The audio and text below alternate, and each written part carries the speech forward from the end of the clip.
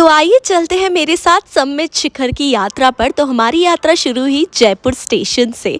तो हम लोगों ने बिल्कुल रेडी थे लगेज के साथ और हमारी ट्रेन भी ऑन टाइम आ गई। तो हम चले शिखर जी की यात्रा पर और बहुत सारे भजन गाते हुए मस्ती करते हुए हमारा सफ़र पूरा हुआ। हम लोग 70 के ग्रुप में गए थे और जयपुर से 20 घंटे का सफ़र तय करके हम पहुँचे पारसनाथ स्टेशन। पारसनाथ बहुत ही छोटा सा स्टेशन है, लेकिन यहाँ से शिखर जी बहुत ही करीब पड़ता है। 1 घंटे का डिस्टेंस है पारसनाथ स्टेशन से शिखर जी तक का। वैसे तो आप वाया फ्लाइट भी आ सकते हैं, यानी कि कोलकाता और रांची, देवगढ़, ऐसे बहुत सारे एयरपोर्ट भी हैं। अगर आप ट्रेन से कंफर्टेबल नहीं है तो आप फ्लाइट से भी सफ़र कर सकते हैं। फिर हमने ट्रैवल की बस की थी और बस में हम लोग बैठ कर चल पड़े शिखर जी की ओर। रास्ता बहुत ही ब्यूटीफुल है पारसनाथ स्टेशन से शिखर जी तक का। बहुत ही पहाड़ी माउंटेन एरिया है पूरा, बहुत ही ब्यूटीफुल ट्रीज पड़ते हैं बीच में और एक बहुत ही पीसफुल फीलिंग और बहुत ही अच्छी फीलिंग आ रही थी रास्ते में जब हम लोग शिखर जी जा रहे थे। तो ये है मेरे बस के सभी यात्री और बहुत ही मज़ेदार तरीके से हम ट्रैवल करके हम पहुँचे शिखर जी। ये बहुत ही लंबी जर्नी थी हमारे लिए, क्योंकि 20 आवर्स हम लोगों ने पहले ट्रेन ट्रैवल किया और उसके बाद हम पहुँच गए फाइनली शिखर जी। और हमारी धर्मशाला जिसमें हम रुके हुए थे वो थी उत्तर प्रदेश धर्मशाला। अगर आप होली के टाइम पे शिखर जी आ रहे हैं तो बहुत ही मुश्किल हो जाता है यहाँ पे रूम्स मिलना, बिकॉज सारी धर्मशाला यहाँ पे बुक होती है और काफ़ी यात्री आते हैं इस टाइम पे। तो ये है उत्तर प्रदेश प्रकाश भवन और हम लोगों ने रेस्ट किया और हम लोग की यात्रा रात के 1 बजे शुरू हुई और हम लोगों ने शाश्वत तीर्थ परवादिराज शिखर जी चढ़ना शुरू किया।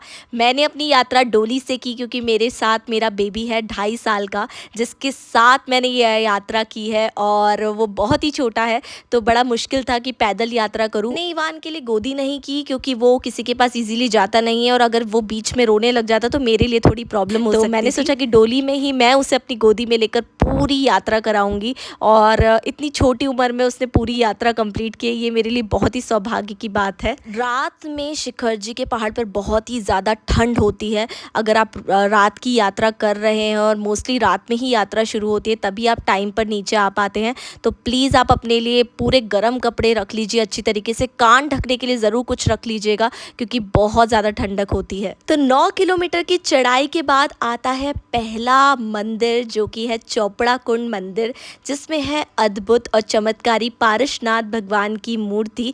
तो बहुत ही अच्छा अनुभव होता है जब पहला मंदिर आता है और ऐसा लगता है कि वाओ, हम शिखर जी के पहाड़ के पहले मंदिर तक पहुंच चुके हैं। मैं और इवान अकेले थे, लेकिन इस पहाड़ पे बिल्कुल भी किसी को भय नहीं लगता और हमने ब्यूटीफुल सनराइज़ देखा और बहुत ही ज़्यादा पीस की अनुभूति मुझे यहाँ पर हो रही थी। अकेले इसलिए थे क्योंकि आगे पीछे हो ही जाते हैं डोली में, साथ साथ नहीं चल सकते, पहाड़ पर बहुत ही नैरो रोड्स होती हैं। और चोपड़ा कुंड मंदिर आप देख सकते हैं कितना खूबसूरत व्यू है और मैं और इवान यहाँ से पारसनाथ टॉक भी दिख रही है बहुत ही अच्छी तरीके से। पारसनाथ टॉक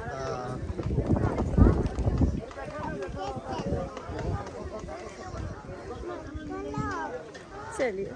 हमें मौसम थोड़ा सा ख़राब मिला था, लेकिन फिर भी हमारे जो भक्ति थी उसमें बहुत शक्ति थी और ये हम पहुँचे हमारी पहली टॉक। यहाँ पे महाराज जी तपस्या में लीन थे। ये महाराज जी 4 दिन से यहाँ पर बिना आहार लिए इतनी ठंड में तपस्या कर रहे थे और हमारा सौभाग्य था। और फिर हम चले दूसरी टॉक की ओर। पहली टॉक थी 24 तीर्थंकरों के गंधर की और दूसरी टॉक है श्री कुंतुनाथ की टॉक, जिसके दर्शन हमने किए और अर्घ चढ़ाए। और बहुत ही चमत्कारिक पहाड़ है, यहाँ पे आपको एक बहुत ही अलग अनुभूति होती है। यहाँ पर इतना मौसम ख़राब था जब हम गए थे कि इतनी हवा थी कि मैं आपको बता नहीं सकती, लेकिन मेरे बच्चा एक बार भी नहीं रोया। तो मेरे लिए तो यही सबसे बड़ा चमत्कार है। आप देख सकते हैं कितनी ज़्यादा हवा है। एंड इस टॉक पे मेरे हस्बैंड भी मुझे मिल गए और उन्हें भी थोड़ा सा बैक का इशू है, बट स्टिल उन्होंने भी पूरी वंदना कंप्लीट की। ये भी कोई चमत्कार से कम नहीं है। आप देख सकते हैं हवा की स्पीड कितनी ज़्यादा है यहाँ पर।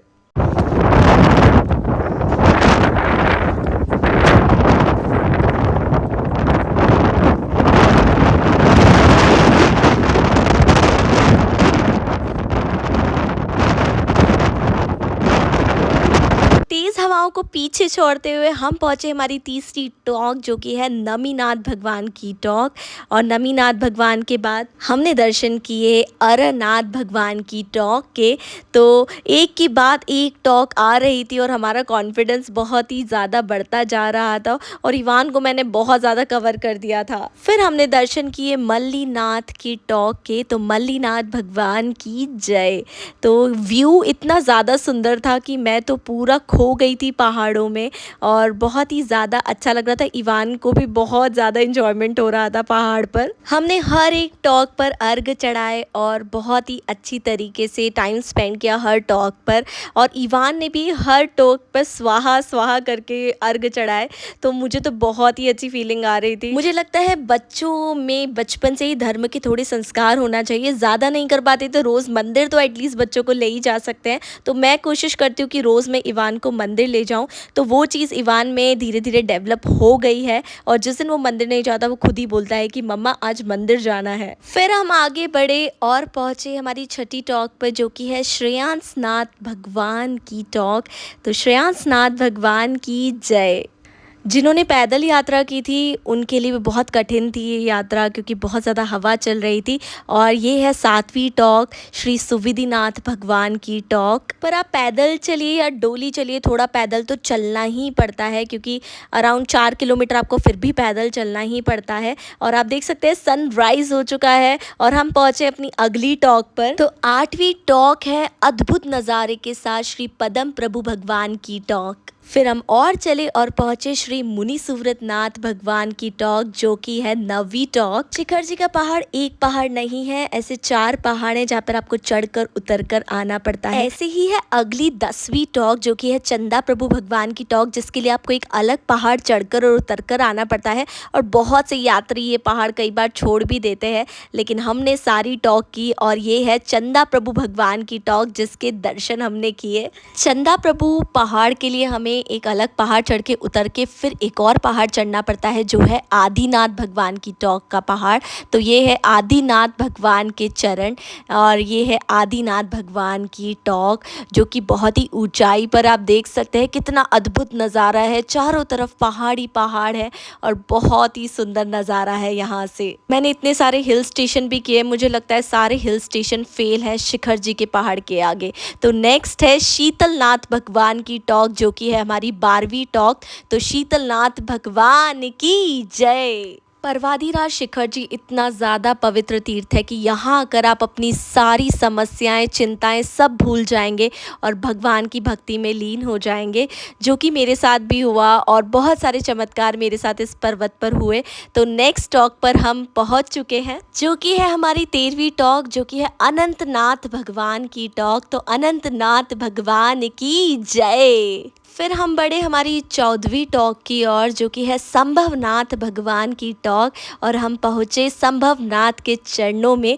तो संभवनाथ भगवान की जय। तो 14 टॉक हमने इस तरीके से कंप्लीट की और जो कि हमारी सुबह 8 बजे तक कंप्लीट हो गई थी और बहुत ही जल्दी जल्दी एक के बाद एक सब टॉकों के दर्शन हमारे हो रहे थे। और अब आई है हमारी 15वीं टॉक, जो कि है वासुपूज्य भगवान की टॉक। वासुपूज्य भगवान की जय। और इवान भी बहुत ही श्रद्धा से सभी टॉक के दर्शन कर रहा था और वो जैसे ही सारी टॉक आती थी वो बिल्कुल उठ जाता था और स्वाहा करके चावल चढ़ाता था और चरणों को छूता था। और बहुत ही सौभाग्य की बात है, इतनी छोटी सी उम्र में वो इतने भावों के साथ दर्शन कर रहा था सभी टॉकों के। वासुपूज्य भगवान के बाद 16वीं टॉक के दर्शन हमने किए, जो कि है अभिनंदन भगवान की टॉक। अभिनंदन नाथ भगवान की जय। तो जैसे जैसे सारी टॉक आ रही थी हम करीब पहुंचते जा रहे थे पारसनाथ टॉक के और मन में एक बहुत ही अच्छी फीलिंग आ रही थी कि हमारा शिखर जी का पहाड़, जो कि मेरा सपना था कि हम तीनों साथ में चढ़े,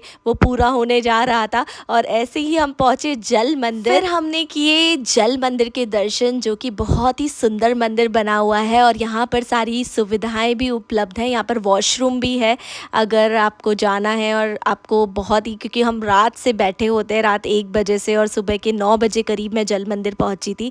और बहुत ही सुंदर मंदिर है, अंदर से मैंने दर्शन किए और फिर हम पहुंचे हमारी 16वीं टॉक की ओर, जो कि है धर्मनाथ भगवान की टॉक। तो धर्मनाथ भगवान की जय। हमें काफ़ी टाइम हो गया था लेकिन हवाएं बिल्कुल भी कम नहीं हो रही थी और बंद नहीं हो रही थी, लेकिन हम लोगों ने भी बिल्कुल हार नहीं मानी और हम 16वीं टॉक तक भी पहुंच गए थे। और अब बारी है हमारी 17वीं टॉक के दर्शन करने की। और आप देख सकते हैं ये सुमतिनाथ भगवान की टॉक है। 17वीं टॉक है सुमतिनाथ भगवान की। तो सुमतिनाथ भगवान की जय। सुमतिनाथ भगवान के बाद है 18वीं टॉक, जो कि है शांतिनाथ भगवान की। शांतिनाथ भगवान की जय। यहाँ पर बहुत ही शांति का अनुभव होता है और हम थोड़ी देर यहाँ पर बैठे थे, हमने रेस्ट किया था, थोड़ा टाइम स्पेंड किया इस टॉक पर और इवान को भी काफ़ी अच्छा लग रहा था। और फिर हम बढ़े हमारी अगली टॉक की ओर। अगली टॉक है 19वीं टॉक, जो कि है महावीर भगवान की टॉक। वैसे तो महावीर भगवान पावापुर से मोक्ष गए थे, लेकिन महावीर भगवान की टॉक भी यहाँ पर है। फिर हमने दर्शन किए 20वीं टॉक के, जो कि है विमलनाथ भगवान की टॉक। और विमलनाथ भगवान की जय। बहुत ही करीब आ चुके थे हम पारसनाथ टॉक के और मन में बहुत ही उत्सुकता मची थी कि बस पारसनाथ भगवान की टॉक के दर्शन हो जाए। पारसनाथ के पहले सुपारसनाथ भगवान की टॉक है 21वीं टॉक, उसके दर्शन हमने किए और यहाँ से बहुत ही क्लियरली पारसनाथ भगवान की टॉक दिख रही थी और हम बहुत ही करीब पहुँच चुके थे। और मैंने यहाँ से भी धोख लगाई पारसनाथ भगवान को कि आपने हमारी इतनी सफल रखी है यात्रा। और इवान ने भी पूरी यात्रा में बिल्कुल परेशान नहीं किया। इतने छोटे बच्चे के लिए कई बार बहुत डिफ़िकल्ट हो जाता है इतना बड़ा पहाड़ चढ़ना, और जबकि इतनी ठंड हो, तो मेरे लिए तो ये चमत्कार से कम नहीं था। तो मैंने शत शत नमन और वंदन किया पारसनाथ भगवान को और सभी तीर्थंकर भगवानों को। कितने यात्री शिखर जी आते हैं लेकिन पारसनाथ तक नहीं पहुंच पाते, क्योंकि ये पहाड़, ये पर्वत बहुत ही ज़्यादा प्योर है। तो जिसका बुलावा आता है वही यहाँ तक जा पाता है। तो अगर आपके यहाँ के दर्शन होते हैं तो आप अपने आप को बहुत सौभाग्यशाली माने। फिर हम पहुँचे हमारी 22वीं टॉक, यानी कि अजितनाथ भगवान की टॉक। अजितनाथ भगवान की जय। ऐसा कहा जाता है कि जो शिखर जी की पूरी वंदना कर लेता है उसे कभी भी पशु गति नहीं मिलती है और उसका जीवन बहुत ही सफल हो जाता है। दर्शन कर लेते हैं हमारी 23वीं टॉक के, लेकिन यहाँ पर तो पहले से ही दर्शन के लिए बंदर राजा पधारे थे। तो ये है हमारी नेमिनाथ भगवान की टॉक। नेमिनाथ भगवान की जय। लंबे इंतजार के बाद फाइनली हम पहुंचे हमारी 24वीं टॉक, जो कि पारसनाथ भगवान की टॉक है। सुबह 10 बजे हम पहुंचे पारसनाथ भगवान की टॉक और हम सब ने जोर से कहा पारसनाथ भगवान की जय। और अगर मैं कहूँ मेरी आंखों में आंसू थे जब मैं इस टॉक पर फाइनली पहुंच गई थी। तो मैं ये कहना बिल्कुल भी गलत नहीं था, क्योंकि मेरी बहुत ही ज़्यादा श्रद्धा थी कि मैं, मेरे हस्बैंड और इवान तीनों साथ में दर्शन करें। और बहुत सारे ऐसे ऑब्स्टिकल्स आए थे आने के पहले कि हमारी शिखर जी की यात्रा ऑलमोस्ट कैंसिल हो गई थी, लेकिन फाइनली हम दर्शन कर पाए। और ये पारसनाथ भगवान की टॉक से पूरा व्यू है शिखर जी का, आप देख सकते हैं। और ये पूरा पहाड़ी बहुत चमत्कारिक है, ये मैं बिल्कुल कह सकती हूँ। और ये मैं बिल्कुल दावे के साथ कह सकती हूँ, अगर आपको शिखर जी का बुलावा है, पारसनाथ का बुलावा है, तो कोई भी ऑब्स्टिकल आपको यहाँ के दर्शन करने से नहीं रोक सकता, जो मेरे साथ हुआ है। मेरी तो एक दिन पहले टिकट भी कैंसिल हो गई थी, फिर भी आज मैं आपके सामने यहाँ के दर्शन कर रही हूँ, आप देख सकते हैं। फिर 1 घंटे हमने मंदिर में बिताया, 108 परिक्रमा लगाई और फिर हम नीचे की ओर बढ़ने लगे, जिसमें हमें 3.5 घंटे लगने वाले थे।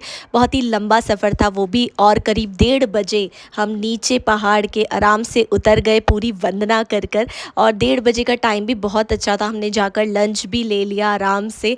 और इवान पूरे टाइम 3.5 घंटे सोता ही रहा, तो मुझे बिल्कुल भी कोई प्रॉब्लम नहीं आई। और हम लोगों ने पूरी शिखर जी की इस तरीके से वंदना की। आप पढ़ सकते हैं, धन्यवाद, कृपया पुनः पधारें, हम ज़रूर पुनः पधारेंगे। शिखर जी की पूरी वंदना करने के बाद हमने नीचे के सभी मंदिरों के दर्शन किए। ऐसा कहा जाता है कि अगर नीचे के भी सभी मंदिरों के दर्शन कर ले तो वो भी एक वंदना के बराबर ही माना जाता है। 13पंथी कोठी में आचार्य श्री विशद सागर जी महाराज विराजमान थे, तो हमें उनकी कुछ वाणी सुनने का अवसर मिला। कहाँ से आए लोग अटक जाते हैं, अंत में उसका उत्तर एक ही मिलता है।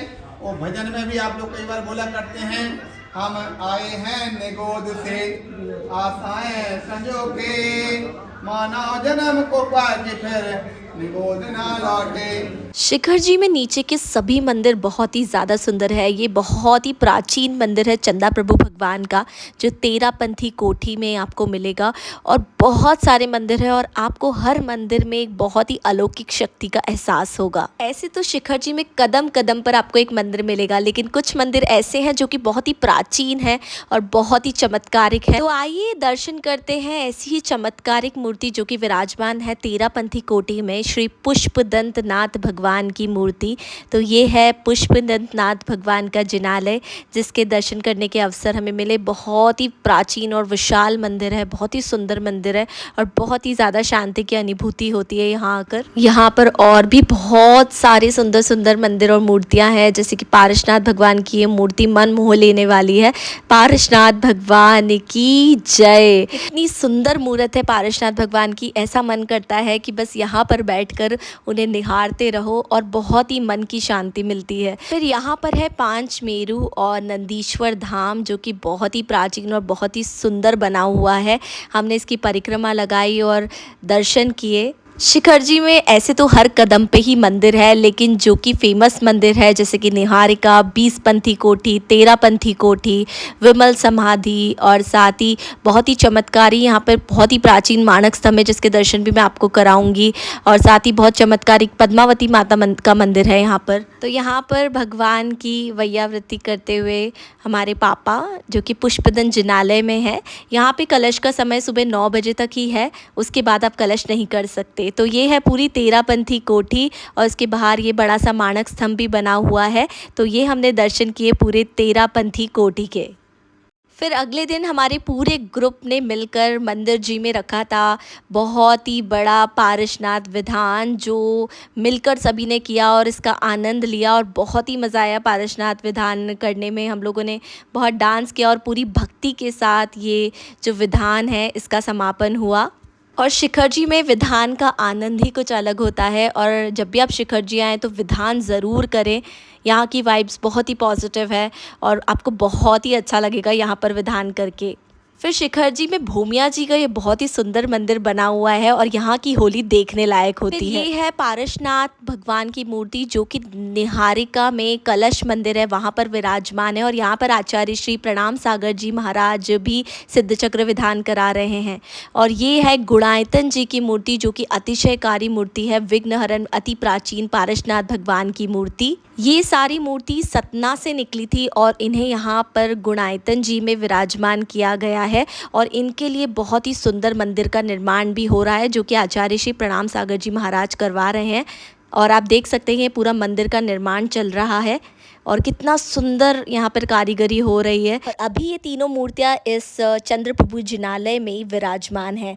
अब अगली चमत्कारिणी मूर्ति मैं आपको दिखा रही हूँ, जो कि है पद्मावती माता की मूर्ति, जिसका मुझे सौभाग्य मिला चौला चढ़ाने का। इस मंदिर में मेरे साथ बहुत ही चमत्कार हुआ है। जैसे ही मैं मंदिर में पहुँची, कुछ महिलाएं जो है वो ऑलरेडी चौला चढ़ा रही थी और स्टार्ट ही हुआ था और मुझे भी मौका मिल गया कि मैं पूरी माता जी का श्रृंगार करूं। तो मैंने काजल लगाया, मेहंदी लगाई, उन्हें चुनरी उड़ाई और पूरा माता जी का श्रृंगार मैंने किया। और मैं अपने आप को बहुत ज़्यादा सौभाग्यशाली मानती हूँ कि मुझे मौका मिला कि मैं पद्मावती माता का पूरा श्रृंगार करूँ। हम लेडीज़ों ने मिलके पूरा उनका श्रृंगार किया और मैंने पहली बार किया था, तो मुझे बहुत ही अच्छा लग रहा था। मैं वो फीलिंग आपको बता नहीं सकती कि मैं कितनी ज़्यादा खुश थी उस टाइम पर। और फिर हमने पद्मावती माता की आरती की और यहाँ पे बहुत ही प्राचीन मानक स्तंभ भी है और उसका भी मेरे साथ एक चमत्कार हुआ जो मैं आप सभी के साथ शेयर करने वाली हूँ। एक्चुअली वो मानक स्तंभ पूरा बंद हो गया था, मंदिर भी बंद हो गया था, लेकिन पीछे से फिर एक आंटी आई, उन्होंने कहा कि मेरा सामान कुछ अंदर रह गया है मानक स्तंभ में।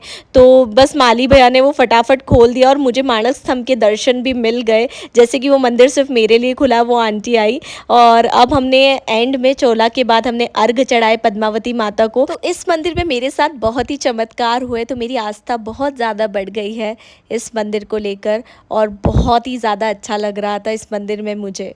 और मैं आपको ज़रूर कहूँगी कि अगर आप शिखर जी आए तो इस चमत्कारिणी पद्मावती माता के दर्शन ज़रूर करें और आपको जो ऑरा स्ट्रॉन्ग ऑरा फील होगा, जो मैंने फ़ील किया है, वो आप भी फील कर पाएंगे। इस मंदिर के दर्शन करने के बाद हम पहुँचे 20पंथी कोठी, जहाँ पर और भी ज़्यादा सुंदर सुंदर मंदिर बने हुए थे। तो ये है चंदा प्रभु भगवान की मूर्ति, जो कि सप्तमुखी मूर्ति है। ये मूर्ति भी अपने आप में अद्भुत है, क्योंकि ये पहली मूर्ति है जो कि सप्तमुखी है और ये कष्ट निवारक मूर्ति है, जिसके दर्शन मैंने किए। तो ये थी शिखर जी की पूरी वंदना। बहुत सारे मंदिर और भी हैं और उसके लिए मुझे बहुत ज़्यादा लंबा व्लॉग बनाना पड़ेगा, आई होप। लेकिन ये पूरी शिखर जी की वंदना आपको बहुत अच्छी लगी होगी और आपके भी भाव बने होंगे कि आप जल्दी से शिखर जी की यात्रा पर जाए और सभी मंदिरों के दर्शन कर ले। तो अगर आपको पसंद आए तो प्लीज़ लाइक कीजिए, शेयर कीजिए, सब्सक्राइब कीजिए। जय जिनेंद्र।